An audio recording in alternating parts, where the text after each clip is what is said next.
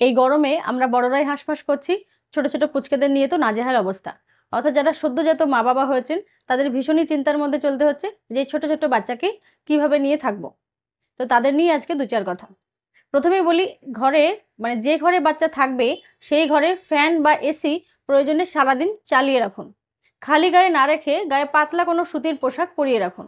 বাচ্চাকে যদি নেহাতি খুবই প্রয়োজনে বাইরে বের করতে হয় তাহলে চেষ্টা করবেন সেটা 10টার আগে করা।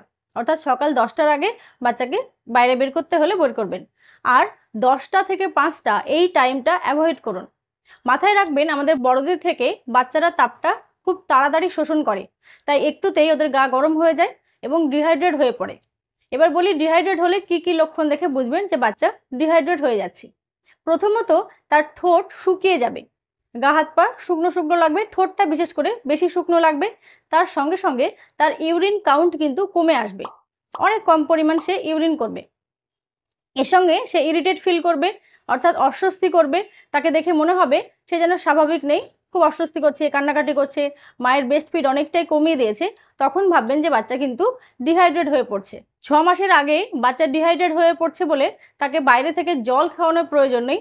যারা ব্রেস্ট ফিড করছে, অর্থাৎ যারা বিএম বেবি, তারা শুধুমাত্র মায়ের বুকের দুধ পান করলেই হবে, কারণ মায়ের বুকের দুধেই 80 থেকে 90% কিন্তু জল থাকে।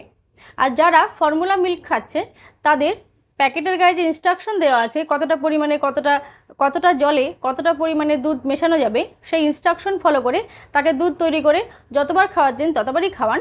কিন্তু মাথায় রাখবেন, ব্রেস্টফিড করুক বা ফর্মুলা মিল্ক খাক, সেটা সবটাই যেন একটু ঘন ঘন হয়। অর্থাৎ এই গরমে বাচ্চা একবারে বেশিক্ষণ খাবে না, মানে বেশি পরিমাণে খাবে না, তাই তাকে একটু ঘন ঘন কম কম পরিমাণ খাওয়াতে থাকুন। এইবার মায়ের দিকে কি নজর রাখতে হবে, মা যেন এই সময় ডিহাইড্রেট না হয়ে পড়ে, তাই মাকে প্রচুর পরিমাণে জল পান করতে হবে। কোন বাচ্চা 6 মাসের আগেও একটু জল খাওয়ানো যাবে সেটা নিয়ে অলরেডি আমার চ্যানেলে ভিডিও আপলোড করা আছে, প্রয়োজনে একটু দেখে নিতে পারেন। এবার বাচ্চা যদি খুবই অস্বস্তি করে, আবার মনে হচ্ছে যেন একদম সে স্বাভাবিক নেই, কেমন নিস্তেজ হয়ে পড়ছে, তার সারাদিন যে চনমনে থাকার কথা 1 মাস 2 মাস বা 5 মাস বা 6 মাস বয়সের বাচ্চা, তারা যদি দেখে মনে হয় যে নিস্তেজ, মার যদি মনে হয় যে বাচ্চাটা আমার স্বাভাবিক মনে হচ্ছে না, ইউরিন পাস একদমই করছে না 24 ঘন্টায়, তাহলে অবশ্যই কিন্তু ডাক্তারবাবুর শরণাপন্ন হবেন। কারণ এই গরমে, অর্থাৎ এই 40 থেকে 42 ডিগ্রি, প্রায় 45 ডিগ্রি টেম্পারেচারে বাচ্চাদের হিট স্ট্রোক হওয়া কিন্তু কোনোভাবেই অস্বাভাবিক নয়। তাই খুব সাবধানে থাকবেন এবং এই পুচকেগুলোর যত্ন রাখবেন, তার সাথে সাথে কিন্তু আপনার নিজেরও খেয়াল রাখবেন। ভালো থাকবেন, আবার দেখা হবে। ধন্যবাদ।